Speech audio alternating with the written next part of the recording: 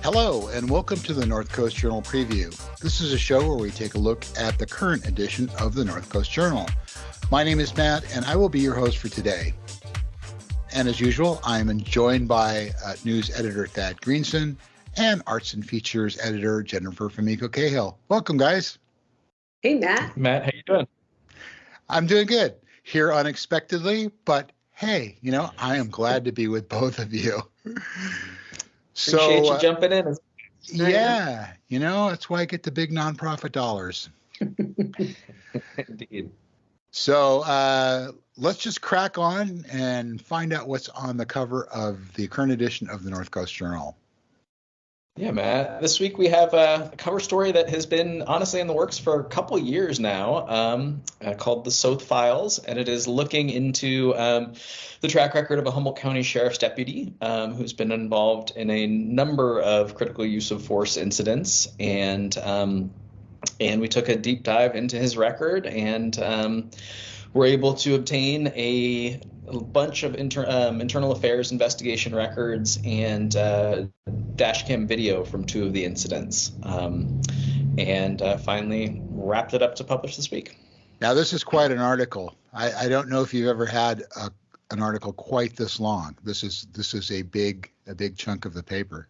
I would like to confirm that Holly, who is, I think, our longest running employee here at the Journal right now, has confirmed that it is the longest single article that we've run, not a two-parter, not broken up.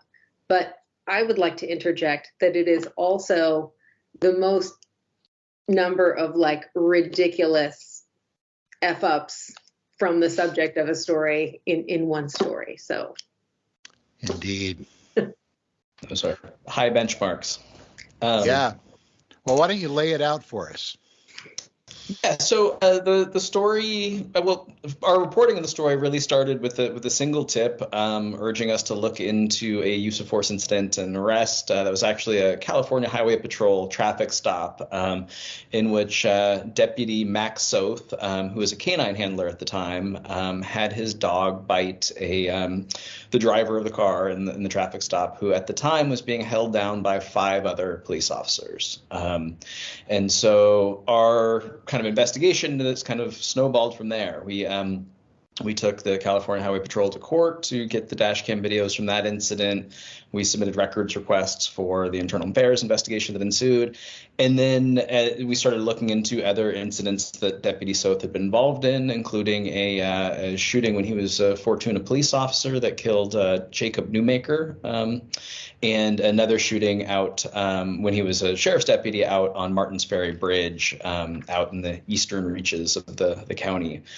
And what we found in looking at these 3 incidents, together is really a pattern of an escalation of force and a pattern of him being dishonest with investigators after the fact. And so in relaying his account of what happened in the 2 shootings and the dog bite incidents, there was just really gross inconsistencies with either the other evidence in the record. In the case of the Jacob Newmaker shooting, his account was just totally incompatible with the autopsy results based on the trajectory of the bullets in Mr. Newmaker's body. And then in the Martins Ferry Bridge shooting, his account was just very different than the 2 other deputies on scene and the man who was shot. And, I think I try to make the point in the story that, as much as this is a story about a kind of a single problematic officer, it's also a story of just a lack of accountability and that these systems that we've been told work and allow police to police their own, and that have, the prosecutor's office as kind of a check and balance on these internal investigations, just really was absent. And so even in the Newmaker shooting, where it was just really really clear that he was not, that his recollection of what happened was not accurate, whether it was honest or not. It just did not fit with the rest of the evidence in the case. Nobody seems to have taken a critical look at that and asked those hard questions. Now, a couple of different Humboldt County DAs have sort of had their hands on these various cases. What have been their actions or inactions in regarding these incidents? Yeah, so as a part of police shootings, the DA's office is bound by law to review them to determine if the officers acted lawfully. And so they're really only looking to see whether the officers, there was any criminal conduct on part of the officers. But what we noticed in both of these letters clearing Soeth in these two shooting incidents is that the writers, the prosecutors, seem to really go out of their way to cast the series of events in a way most favorable to Soeth and the officers involved, and including just by simply taking his word for what happened. And so in the Newmaker shooting, it recounts his version of events, again, not noting that it's incompatible with the autopsy results in the case. In the Martins Ferry Bridge shooting, it uses some pretty loaded language about. So in that incident, the sheriff's office rolled up on a security guard, a night watchman who was looking out over some construction equipment there, and the record seems pretty clear that they didn't identify themselves as police officers, just kind of trained their spotlights on his car, and it was. And he couldn't see who was approaching him. So I'm paraphrasing a little bit here, but he told investigators that he thought it was just his cousin messing with him. And he had a pistol in his car, so he held it up in the windshield. And when Deputy Soeth saw the gun, the record shows that he just opened fire and didn't identify himself as a police officer. And, so one of the things that in the letter clearing him of any criminal wrongdoing in that case, Maggie Fleming, who was the district attorney at the time, notes that the night watchman, quote unquote, claimed not to have fired his weapon, and that investigators couldn't determine whether the weapon had been fired during the incident or not. But doesn't mention that neither Soeth nor the other two deputies on scene said anything about him shooting. Nobody claimed that he fired a shot in that exchange. And so we just found this pattern of these letters really, kind of seemingly, like I said, going out of their way to shape a narrative that's most favorable to law enforcement. I think it's worth mentioning that when you talk about the inconsistencies with the autopsy, can you clarify that? Because that really struck me. Yeah. So in the Newmaker case, what Deputy Soeth told investigators is that Mr. Newmaker had wrestled a collapsible metal baton away from him and was swinging it, was standing up and swinging it back and forth at head level at another officer. And that he shot him, to save the other officer from a standing position while Mr. Newmaker was standing and swinging the baton. And the autopsy results show that the two bullets that hit Mr. Newmaker entered his lower back and had a trajectory up into his torso, meaning really the only way that somebody could have shot him from a standing position was if Mr. Newmaker was on the ground on his knees, which is what the video pretty much shows, the dash cam video that we were able to get in the case. Wow. On the subject of accountability and in the prosecutor's office, we as I said, we were able to get the CHP dash cam videos of this dog bite incident, and it shows pretty clearly what happened, and we shared that with a canine use of force expert, somebody who worked for the Los Angeles County Sheriff's Office for 25 years doing canine work, and he was unequivocal when he reviewed the video for us. He said that's assault, and that's you're watching a deputy commit a crime essentially. And so I turned around and then asked now District Attorney Stacey Eads if the office had reviewed that video and if it felt like it showed a crime being committed. And her response was her office did not review the video for that purpose, which obviously is not. Well, I mean, I guess that answer says a lot. It doesn't answer the question that I asked, but. So has the deputy actually suffered any consequences over these incidences?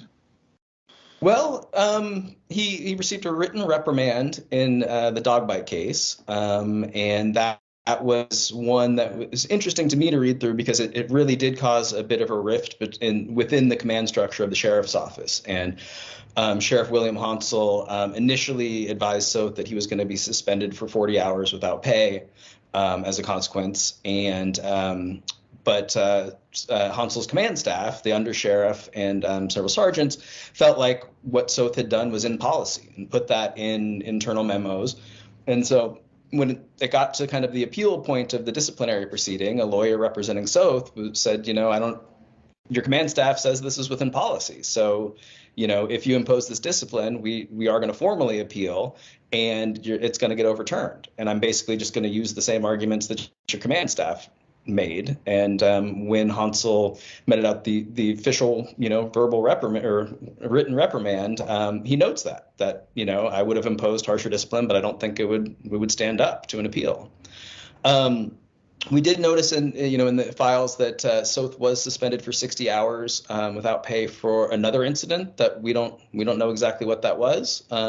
There's just a mention of it in his disciplinary history in that final written reprimand. And there was a point when, after the dog bite incident, when Sheriff Hansel stripped Soeth of canine handling duties, which remains to this point, he's not a canine handler anymore, and reassigned him to be a bailiff in the Humboldt County Courthouse. And, I don't know the exact reasons why that reassignment was made. Certainly one could say that, there's less liability with having a deputy who maybe is prone to some poor decision making being in a courtroom as opposed to out on patrol. Whatever the reasons, though, that didn't last very long, and Soeth is back out on patrol now and has been for more than a year. Now, wasn't there a fairly sizable settlement in one of these, or one or more of these cases? Yes, in two of these cases. So the Newmaker shooting, after an appellate court noted the discrepancies between Mr. Soeth's version of events and evidence in the record, both the video and the autopsy results, the city of Fortuna elected to settle that case for $900,000 rather than take it to trial. And then the Martins Ferry Bridge shooting, that night watchman that I mentioned before sued the county, and the county settled that for a $200,000 payout. I'm sorry, $200,000 is not enough. I need to say it. If somebody unloaded a whole magazine on me and my Pomeranian in my car in the middle of the night, I don't know that I would have settled for that. I guess I should just note that I think everybody is very, very fortunate that that situation didn't end a lot worse. Yes. The deputies fired 22 shots from a distance of about 15 feet into a car, and the watchman walked away with a grazed wound to the shoulder. So he's very fortunate to still be with us. And this deputy is out on the streets now. Is that correct? He is back out on patrol. At least as of Tuesday, before we went to press. Wow. Oh boy. Well, this is a very, very extensive article and well worth reading every word. Do you have any final thoughts about these incidences and this situation? Yeah, I mean, I think there's two things I'd really like to share. I mean, one is that this reporting was only made possible by Senate Bill 1421, which was passed in 2018, and really, for the first time in California, opened large swaths of internal affairs investigations to public view. And prior to that, all of this stuff would have been considered confidential personnel information that never would have seen the light of day. So transparency laws are important, and we're going to continue advocating for their expansion. And the other thing I wanted to say is that this reporting also wouldn't have been necessary, or wouldn't have been possible, without our attorney Paul Nicholas Boylan, who took the California Highway Patrol and the Sheriff's Office to court to get them to comply with the law and release some of these records. We talked about last week. It seems like a long time ago now, but we talked about last week about the fact that the body cams on the sheriffs are not automatically enabled that they have to initiate the body cams every time that there's an incident. And it seems like an awful lot of the time, for whatever reason, that just doesn't happen. Is there any legislation moving, or any thought towards making these cams mandatorily automatic?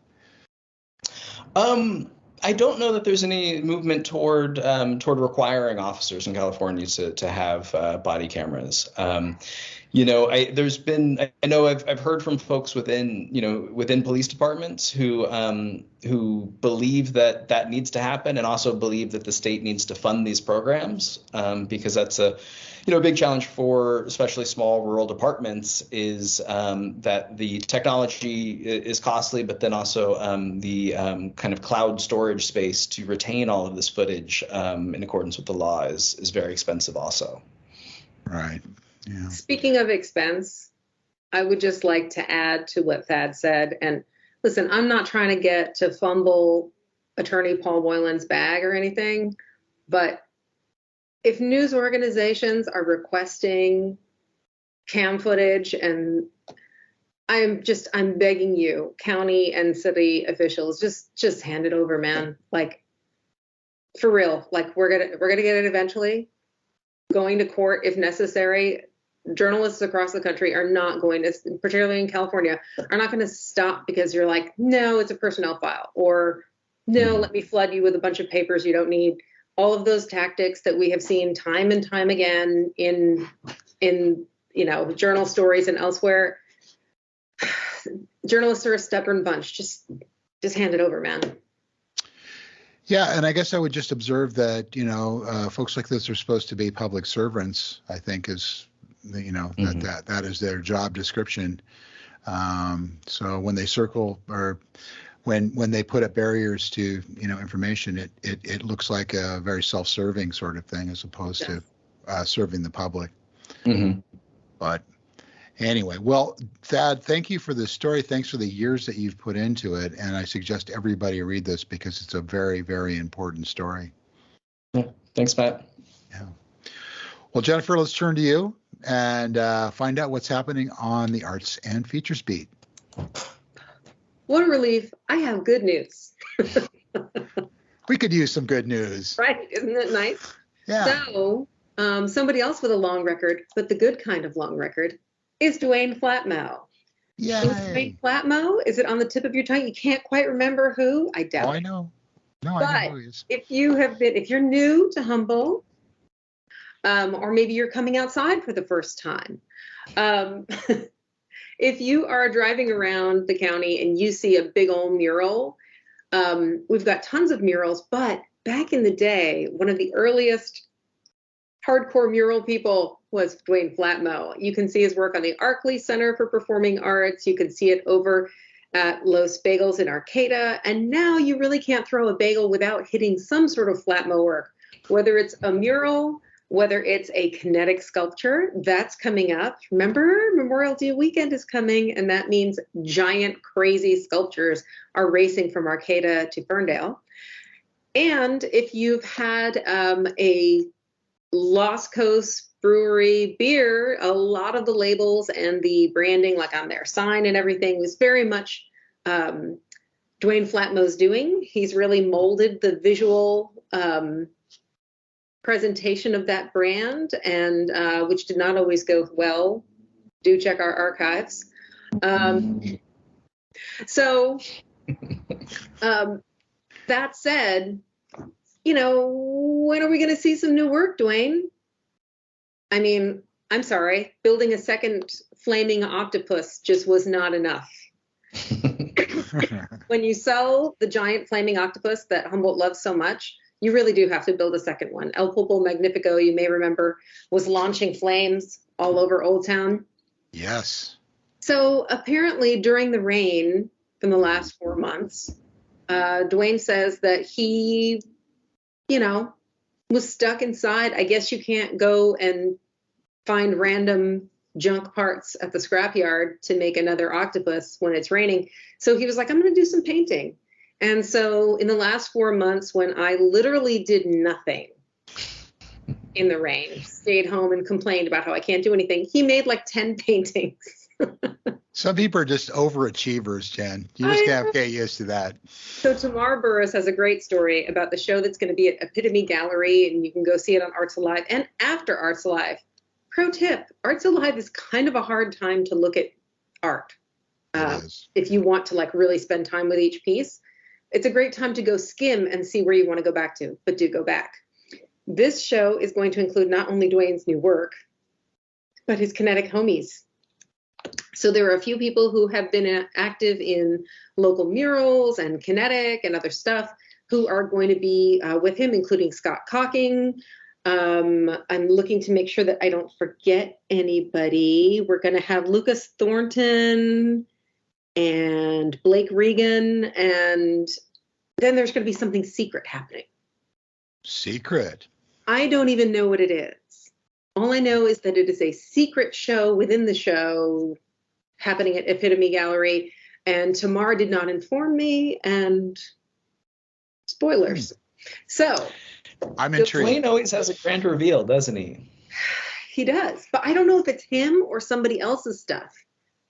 So secret. There are layers.